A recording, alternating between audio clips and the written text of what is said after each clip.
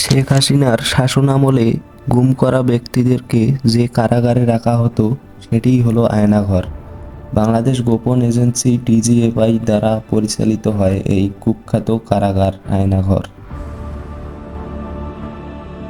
2022 সালে সুইডেনের একটি স্বাধীন গণমাধ্যম নেত্র নিউজে প্রথম আয়নাঘর সম্পর্কে প্রকাশ করা হয়। আয়নাঘর মূলত ঢাকা সেনানিবাসের মধ্যেই অবস্থিত বলে ধারণা করা হয়।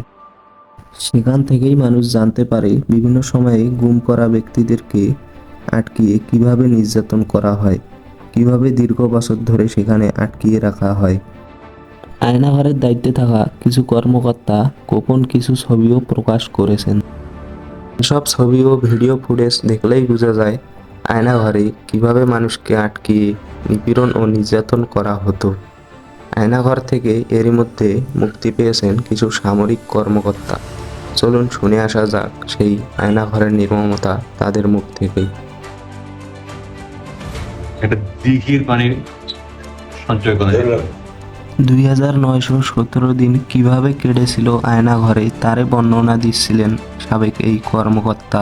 তিনি তার ব্যাগ থেকে একটি গামছা বের করে জানান যে আমি যে পরিমাণ ওখানে কান্না করেছি সেই কান্না যদি এই গামছা দিয়ে ভরা যেত তাহলে একটি ডিগি পরিমাণ পানি জমা হয়ে যেত।